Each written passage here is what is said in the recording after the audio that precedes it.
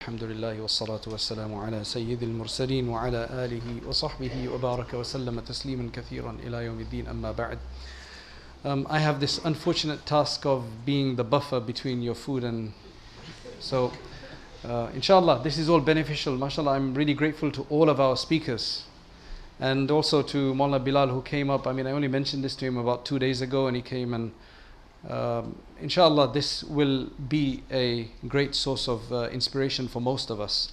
The whole reason why this even took place is because you get students who will come and ask you, they're in the 3rd year, the 4th year or the 5th year, and they're saying, what should I do? Sheikh, I was just in Dundee and one of the students here, I think he's in Bukhari or something, he says, Sheikh, what should I do after I finish?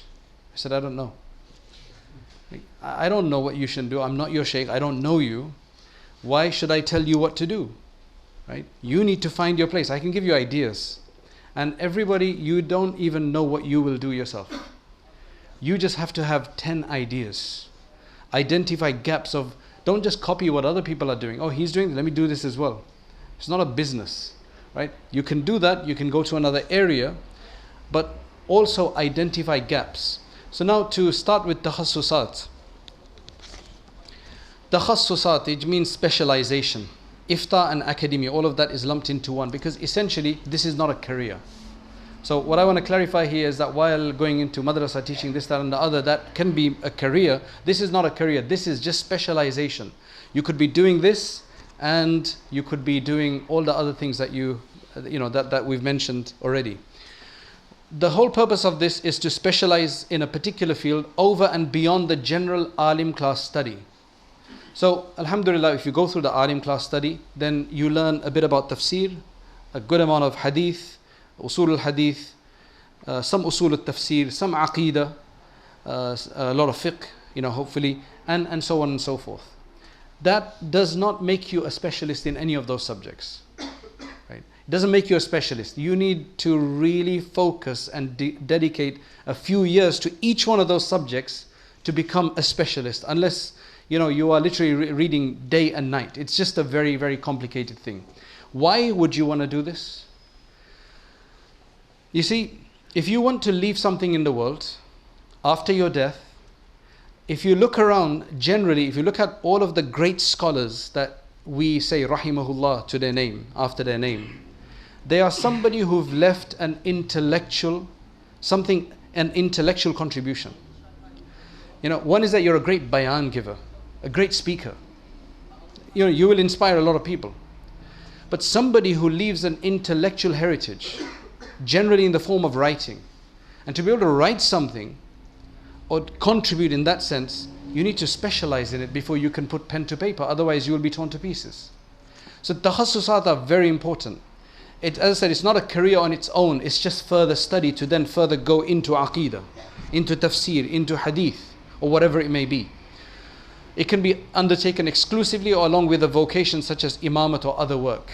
You just have to fully dedicate yourself. You can either do personal study under the supervision of another scholar or go and travel for that. Right, these are the general types. This is again not exhaustive, but these are generally the dini takhassusat that I've focused on here. So you have the ifta, the mufti course, which I probably think out of all of these, the mufti course would probably be the most well known, and this is what mostly we have, mashallah, numerous muftis. When we speak to I went somewhere and somebody said, this is mufti so and so from the UK. Oh, you are the mufti of England. Because if you look in Syria, in Egypt, in Jordan, and all these countries, they only have a few muftis. One is the mufti of the country, one is the mufti of the armed forces, one is the mufti of Damascus.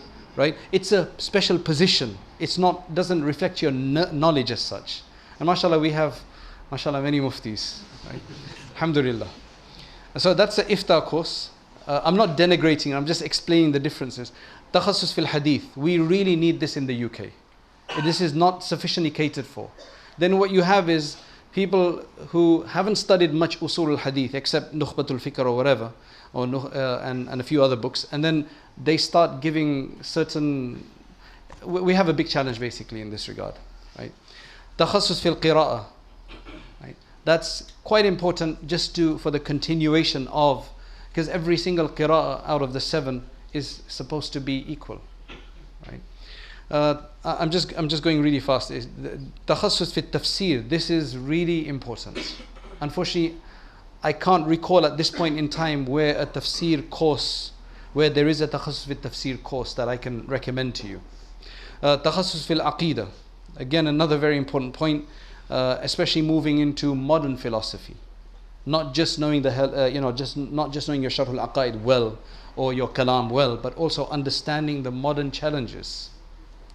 Inshallah, we're having a book written on that subject, dealing with all the modern philosophy soon, inshallah.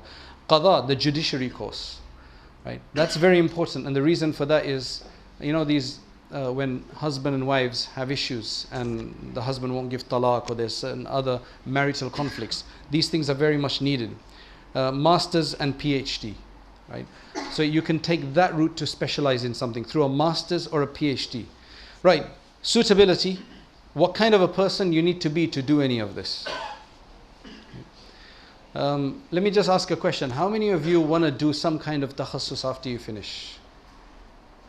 Right. Okay, that sounds about right.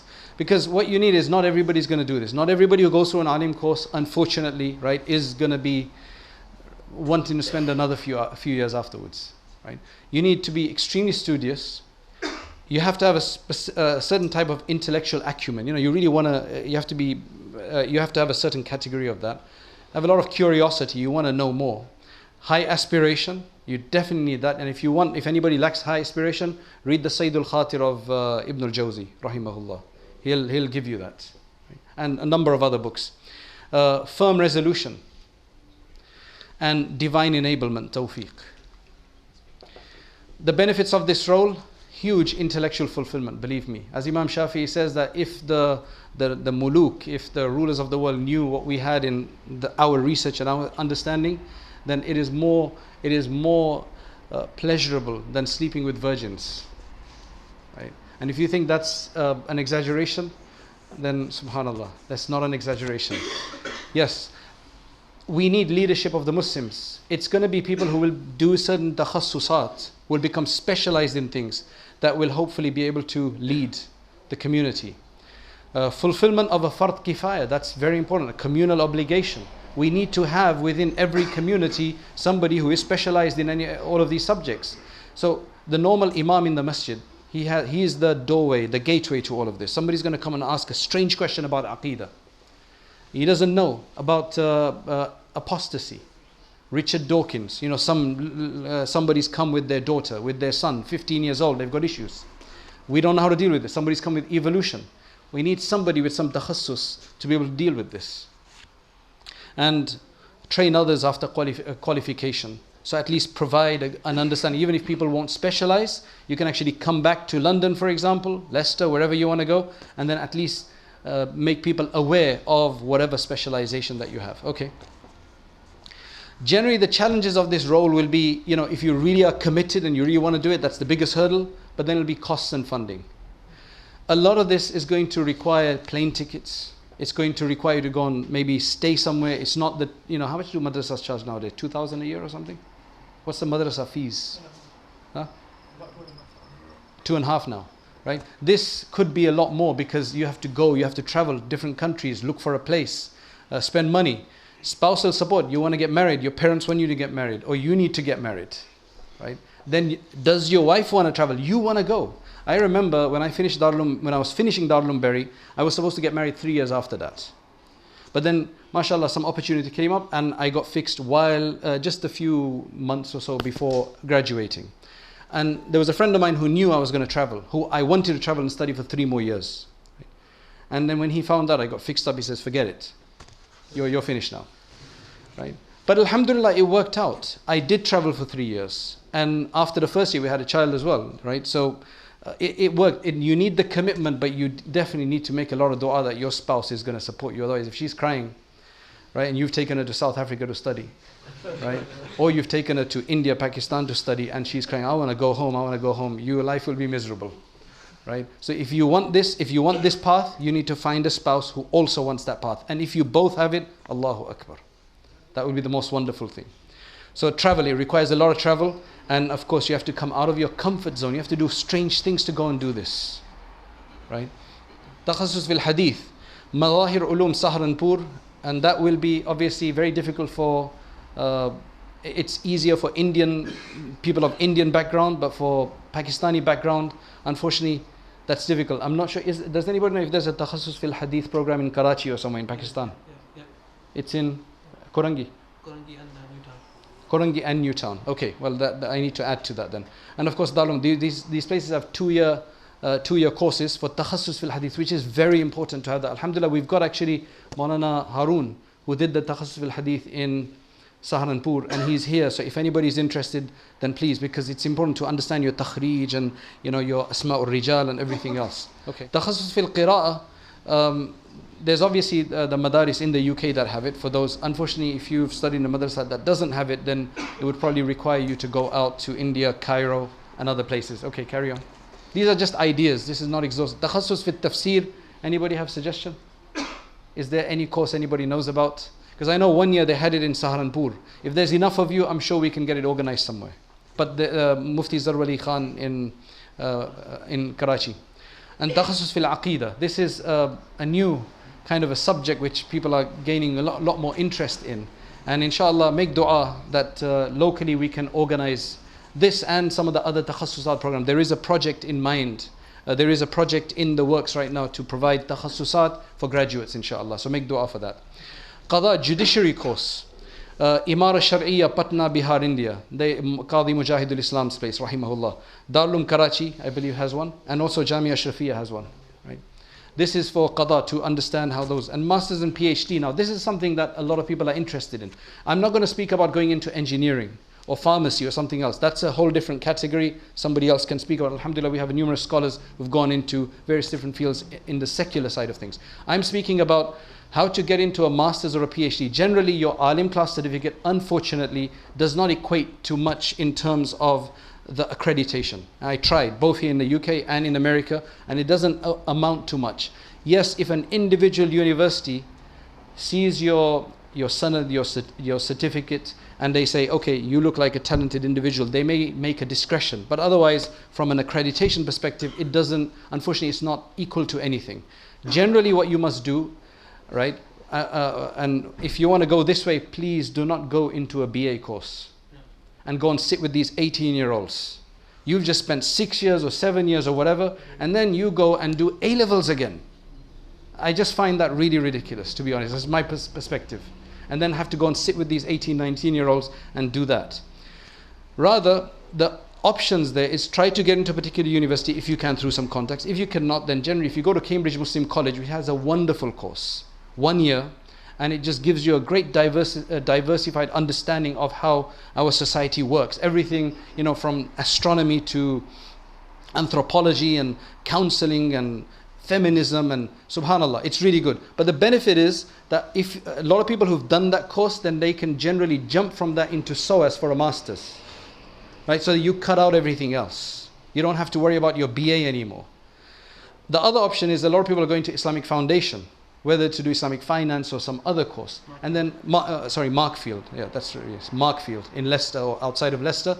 Then that allows you sometimes to jump into, it does allow you to, that you can do a master's there. Sometimes they accept the Alimiya course for that. And then of course there's SOAS. Now that's not all. If you can't do any of these things, you can't spend the full time doing any of these things, well, a lot of people want to practice their Arabic. Try as you might in the UK, unless you're very dedicated and you find a group of Arabs to argue with every day, is going to find it very difficult, right? For that, you need to spend some time in an Arab country to do that practice, right? And again, private study with ulama is another thing that you can do. Just because you can't go to another country or enter a course for a proper specialization, after you're farig, you're an imam maybe you're a chaplain you're whatever you are, go and try to attend a class once a week somewhere to continue to refresh your knowledge. This is very important, because believe me, our knowledge stagnates. Your 6 or 7 years that you spend in your madrasa, you think that gives you the whole world. In terms of tawfiq, it can, but really in terms of knowledge, it's just the beginning. It's just the beginning. It gives you enough tools, and you need to continue to add to that from any of those. So try to find try to arrange or join existing study circles with ulama. This is very important. This doesn't happen, but alhamdulillah, it has started. It's been happening in London as well. We've been coming together for the last 5 or 6 years at least, once a week, and we've gone through a number of books. And now, mashallah, somebody started this in Birmingham as well, and this just needs to happen, because a lot of our ulama, when they finish, they just stagnate. Then they're just teaching their book, or they're teaching maktab or madrasa or something like that, and that's it. And you have to continue developing. This is what you call taking a sabbatical. We can't do that, so at least we do something like this. What's next? We have anybody who's interested in the study. So currently we are going through Hujjatullah al-Baligha, which is Shah Waliullah's amazing piece of work, right? Anybody's interested, let us know. That's after your Farigh. You're in madrasa right now. And I just want to thank you all for coming here. I'm going to let Maulana Abdur-Rahman deal with that for us. But what I want to say is, don't just pick one option, because you may not be successful in that option. Have at least 3 to 5 ideas from what you've heard today and other ideas, and ask Allah. Maulana Salim Dorad Sahab, Damat Barakatuhum, I remember he told us a long time ago, and this was before he had the big academy. This was when he had a small one, right? The house. Right? He's related to me, and I'd gone to visit him once, and he said, look, every day after Isha, 2 rakats of Salatul Hajah, and ask Allah for acceptance, for the service of His deen. Believe me, this is very powerful. Have ideas and ask Allah for tawfiq. And when you come out, you'll take the world, inshaAllah.